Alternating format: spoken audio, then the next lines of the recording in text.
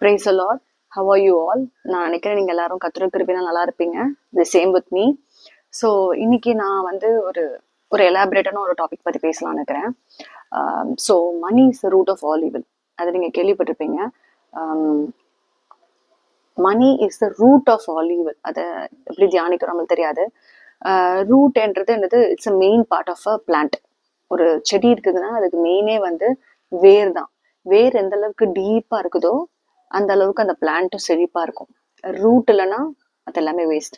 ஆனா எங்க money is root of all goodness சொல்ல ஆண்டவர். Is root of all evil. அப்பனா ஒரு எல்லா கெட்ட காரியத்துக்கும் மணி தான் ரூட் காசே சொல்றாரு. அப்ப ஒரு செடி பயங்கரமா ஒரு பேனியன் ட்ரீ மாதிரி வளர்ந்துருக்குதுன்னா அதோட ரூட் வந்து எவ்வளவு ஸ்ட்ராங்கா போயிருக்கும். அதே போலதான் நம்ம பணத்துக்கு பின்னாடி போகும்போது அது நம்மளை எப்படி இழுத்துட்டு போகும் நம்மளுக்கே தெரியாது. ஏன்னா அது ஒரு டிசீட்ஃபுல்னஸ். ஏன்னா அதுதான் எல்லா ஈவலுக்கும் காஸ். இப்ப நீங்க ஒரு திருடன் எடுத்துக்கீங்கன்னா அவனுக்கு தேவை வந்து பணம். அதே மாதிரி ஒரு திருட்டுத்தனம் இல்ல வேற ஏதாவது அடல்ட்ரி எல்லாத்துக்கும் காரணம் என்னன்னா கடைசியா பாத்தீங்கன்னா இந்த ரூட் காஸ் பாத்தீங்கன்னா மணி. எல்லா மனுஷங்களும் இப்ப வந்து பிஸியா ஓடுறது இட்ஸ் ஆஃப்டர் மணி தான். பணம் இருந்தா தான் நம்ம எல்லாம் செய்ய முடியும். பணம் இருந்தா தான் எல்லாம் பண்ண முடியும். பணம் தான் பேசிக்கு, பணம் தான் வாழ்க்கை அப்படிலாம் நிறைய பேர் நினைக்கிறாங்க. ஆனா கொரோனா பீரியட்ல நிறைய பேருக்கு ஆக்சிஜன் சிலிண்டர் கூட கிடைக்காம கூட நிறைய பேர் இறந்துருக்குறாங்க. பணம் இருந்தாலும் அந்த ஆக்சிஜன் சிலிண்டர் இல்லை. ஸோ பணம் வந்து ஜஸ்ட் ரூபா நோட்டு அவ்வளவுதான். ஆனா வந்து அதுக்கு பின்னாடி எல்லாரும் ஓடுறாங்க. நல்லா பாத்தீங்கன்னா ஆண்டவர் தெளிவா சொல்றாரு, உங்களோட ட்ரெஷர் எங்க இருக்குதோ அங்கதான் உங்க இருதயமும் இருக்குன்னு சொல்றாரு. அப்ப என்ன அர்த்தம்னா உங்க இருதயம் வந்து பணத்து பின்னாடி இருந்துச்சுன்னா நீங்க வேற எதையும் யோசிக்கவே மாட்டீங்க, கடவுளை பத்தி யோசிக்க மாட்டீங்க. அது மட்டும் இல்லாம ஏசப்பா சொல்றாரு, மேத்யூ 6:21 சொல்றாரு, இந்த where your treasure is your heart will be also there. அதே மாதிரி லூக்ல 18 சாப்டர் 25-24 அந்த வேர்சஸ் எல்லாம் நீங்க பாத்தீங்கன்னா ரிச் பீப்புளை பத்தியே சொல்றாரு அவர். இட்ஸ் ரொம்ப ஹார்ட், அவங்க ஹெவன்குள்ள வர்றது ரொம்ப கஷ்டம். ஏன்னா ரிச் பீப்புள், நீங்க எவ்வளவு பணக்காரங்க இருக்காங்க, ஒருவேளை ரசிக்கப்பட்டவங்களாவே இருந்தாலும் சரி, அவங்க மைண்ட் ஃபுல்லா இந்த பணத்தை வந்து நம்ம எங்க பண்ணலாம், இந்த பணத்தை வச்சு அடுத்து எப்படி டெவலப் பண்ணலாம், இந்த பணத்தை வச்சு நம்ம எந்த பில்டிங் கட்டலாம், நம்ம பிள்ளைங்களை எங்க போய் படிக்க வைக்கலாம். அவங்க தாட்ஸ் ஃபுல்லா அந்த பணத்தை சுத்தி தான் இருக்கும் தவிர தேவனை பத்தி இருக்காது. அதே ஒரு ஏழைய பாருங்க, அவங்கள்ட்ட பணம் இருக்காது, பட் எல்லா தேவைக்கும் யாரை டிபெண்ட் பண்றாங்கன்னா தி லுக் அன்டு ஜீசஸ். அப்படிதான் ஆண்டர் வச்சிருப்பாரு. உண்மையான தேவ பிள்ளைங்க ரொம்ப வந்து பணக்காரங்களா இருக்க மாட்டாங்க, ரொம்ப ஏழையாவும் இருக்க மாட்டாங்க, ஓரளவுக்கு மீடியமா இருப்பாங்க. ஏன்னா அப்பதான் will learn to depend upon God. கடவுளை சார்ந்து வாழ்கிறதான வாழ்க்கை தான் அவருக்கு ரொம்ப பிடிக்கும். ஏசப்பாக்கு எப்பவுமே இந்த பூமியில நம்மள ஏன் வச்சுக்கிறான்னா, மனுஷன் எல்லாத்துக்குமே தேவனை நோக்கி கூப்பிடணும் என்ற ஒரு ஆசைதான் அவருக்கு. வந்து ஒரு தகப்பனை போல, இப்போ ஒரு தகப்பன் வந்து ஒரு குழந்தை இருக்கிறான்னா அந்த குழந்தை வந்து அவ கேட்கிறா, ஒரு டாய் கேட்கிறான்னா சில டைம் அந்த தகப்பன் வந்து அப்பா அப்பா அப்பா அப்பான்னு அந்த அந்த குழந்தை கூப்பிடுறத வந்து ரொம்ப ரசிப்பாங்க. ஏன்னா என் குழந்தை என்ன கேட்கிறா, என்ன கேட்டு அவ வந்து நான் வாங்கி தரேன், அதுல ஒரு சந்தோஷம் இருக்கும். ஒரு குழந்தை ஒரு டாய் கேட்கிறான்னா அந்த தகப்பன் போய் இந்தம்மா உனக்கு என்ன வேணுமோ வாங்கிக்கோ அப்படின்னு சொல்றது அந்த தகப்பனுக்கு ஒரு சந்தோஷம், அதுல ஒரு பெருமை கிடைக்கும். ஆனா அதுவே அந்த குழந்தை தானா பெருசாகி சம்பாதிக்கிறது வந்து அந்த அளவுக்கு ஒரு தகப்பனுக்கு அந்த அளவுக்கு சந்தோஷம் இருக்குமான்னு தெரியல. ஆனா அவர் வாங்கி கொடுக்கறது ஒரு சந்தோஷம். அதே போலதான் நம்ம எல்லா விதத்துக்கும் தேவனை நோக்கி நம்ம கூப்பிடணும். எந்த விஷயமா இருந்தாலும் சில டைம் உண்மையா கத்தரை நேசிக்கிறவங்களுக்கு ஆண்டர் அந்த மாதிரி ஒரு பாதையை அனுபவிப்பார்.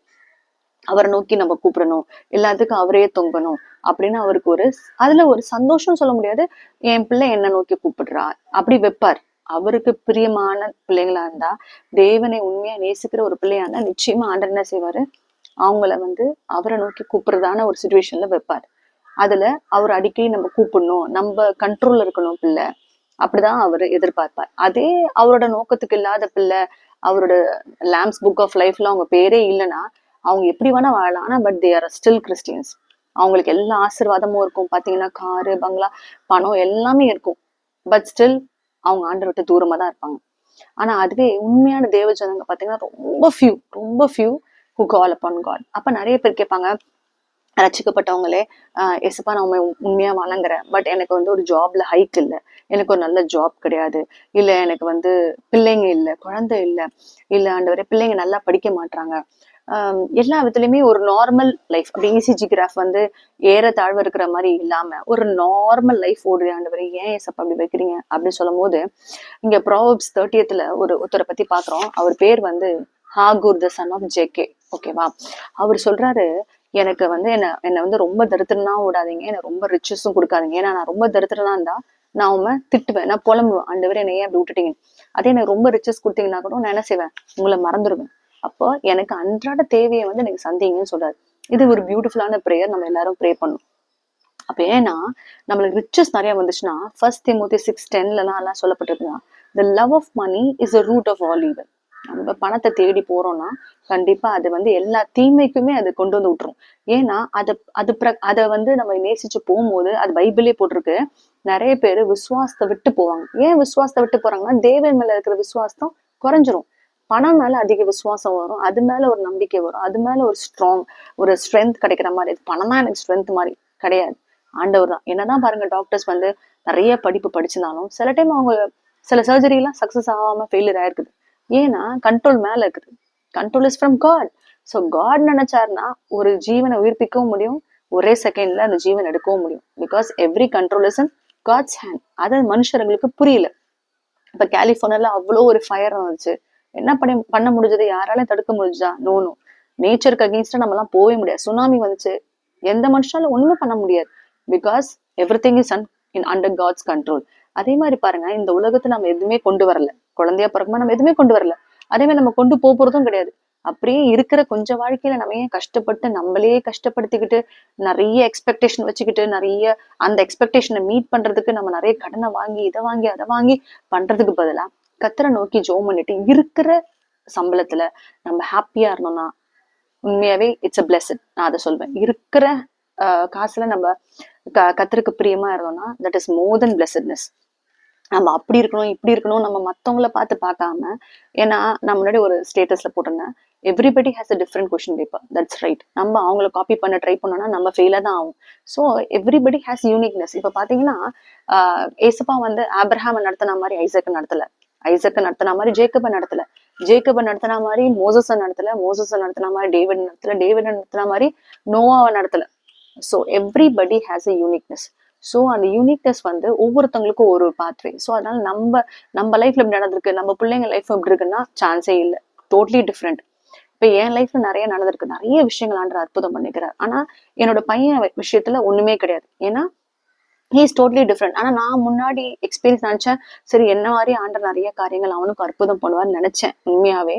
But life and goes on. ஆண்டர் எனக்கு சொல்லி கொடுத்தது என்னன்னா, உன்னோட பாத்வே யூனிக், உன் பையன் பாத்வே யூனிக், உன் பொண்ணு pathway unique. Everybody has a different pathways.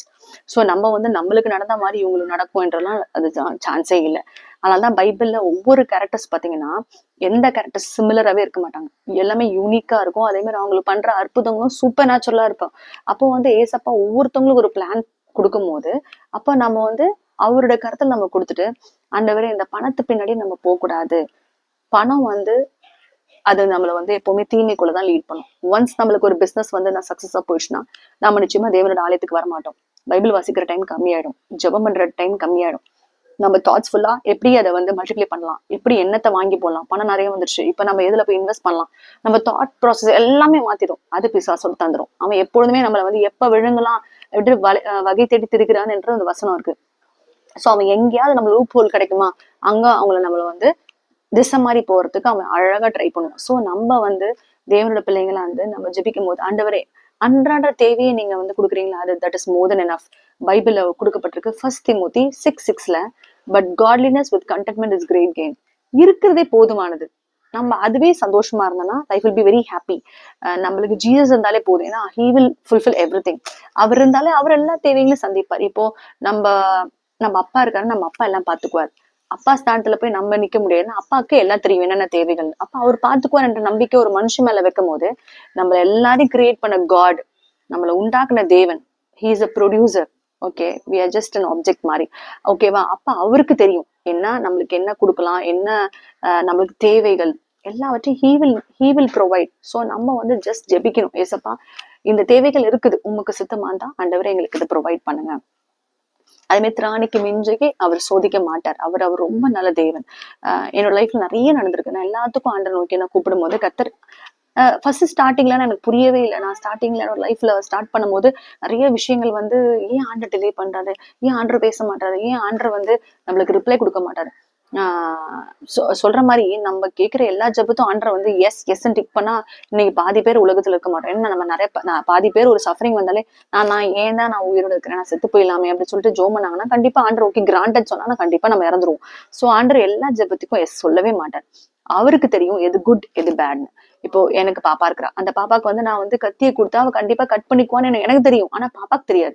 ஆனா பாப்பா என்ன செய்வா, அழுவா, அம்மா எனக்கு கொடுக்க மாட்டாங்க, அம்மாக்கு என்ன பிடிக்கல, அண்ணனுக்கு கொடுக்குறாங்க எனக்கு கொடுக்க மாட்டான். பட் அந்த ஏஜ் டிஃபரன்ஸ் இருக்கு. அவன் பெரிய பையன் ஹேண்டில் பண்ணுவான், இவன் சின்ன பிள்ளை, அவளால் ஹேண்டில் பண்ண தெரியாது என்று எனக்கு தெரியும். பட் பாப்பாக்கு அந்த அண்டர்ஸ்டாண்டிங் இருக்காது, பிகாஸ் அவரோட ஏஜ் அந்த மாதிரி.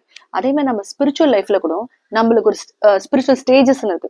அப்ப அந்த ஸ்பிரிச்சுவல் ஸ்டேஜ்ல நம்ம ஸ்டார்டிங் ஸ்டேஜ்ல ஒரு குழந்தை பருவத்துல இருக்கும் போது ஆண்டுகிட்ட நம்ம நிறைய விஷயங்கள் கேட்போம். அப்ப ஆண்டு டிலே பண்ணுவாரு, கொடுக்க கூட மாட்டாரு சில டைம்.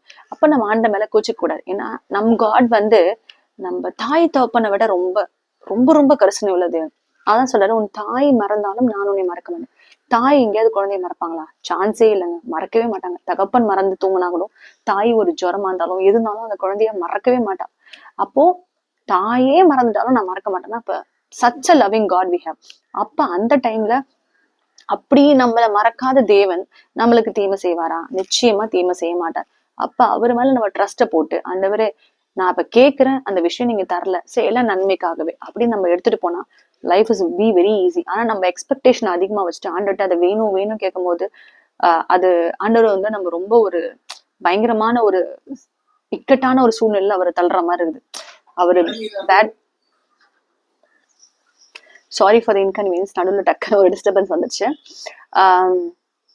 ஸோ வந்து நம்ம வந்து அப்ப ஆண்டவர் மேல நம்ம உண்மையாவே ட்ரஸ்ட் பண்ணிட்டு அவரோட கருத்துல நம்மளோட லைஃபை கொடுத்துட்டோம்னா நிச்சயமா அவருக்கு தெரியும் என்னென்ன வேலையில என்னென்ன பண்ண முடியும் அப்படின்றது அவருக்கு நல்லாவே தெரியும். ஸோ நம்ம இந்த பணத்துக்கு பின்னாடி போறதை விட்டுட்டு தேவன் பின்னாடி போனா போதும், நிறைய விஷயங்கள் நம்மளுக்கு எல்லாமே நல்லதாவே நடக்கும். நம்ம வந்து பணம் போகும்போது நம்மளோட பீஸ், நம்மளோட சமாதானத்தை இழக்கிறோம். சண்டை பிரச்சனைகள் நிறைய, நீ சம்பாதிக்கல நான் சம்பாதிக்கிறேன், அந்த மாதிரி நிறைய இஷ்யூஸ் போகும். அதுக்கு பதில் ஆண்டர்கிட்ட ஆண்டவரே இதுதான் எங்களுக்கு, அது கை வச்சு ஜோம் பண்ணி ஆண்டவரே அது இது நீங்க எங்களுக்கு கொடுக்கறதான ஒரு சித்தம் ஆண்டவரே, இதுல நாங்க ஃபேமிலியை ரன் பண்ணணும் அப்படின்னு நீங்க ஜோம் பண்ணீங்கன்னா நிச்சயமா ஆண்டவர் வந்து அதை பிளஸ் பண்ணுவார். இந்த பிளெஸிங்னா வந்து ஆஹா ஓஹோ அந்த மாதிரி பிளெஸிங் இல்ல, கண்டென்ட் ஃபுல்லா கர்த்தர் நம்மளுக்கு கொடுப்பார், சஃபிஷியன்டா கொடுப்பார். He is a provider. அந்தந்த தேவைக்கு உங்களுக்கு என்ன நீட்ஸோ அந்த நீட்ஸை கர்த்தர் நிச்சயமா ஃபுல்ஃபில் பண்ணுவாரு. என்னோட லைஃப்ல நான் நிறைய எக்ஸ்பீரியன்ஸ் பண்ணிக்கிறேன். ஸோ நீங்களும் இந்த பணத்துக்கு பின்னாடி போகாம அந்த டைமை வந்து கர்த்தர் பின்னாடி போனீங்கன்னா நிச்சயமா அதான் ஆண்டவர் சொல்றாரு, when you seek the kingdom of God first and all these things shall be added unto you. அப்ப நீங்க ஸ்பிரிச்சுவல் திங்ஸை நீங்க தேடினீங்கன்னா நிச்சயமா அது மற்ற காரியங்களை கர்த்தர் சந்திப்பார். அதுதான் அதோட அர்த்தம்.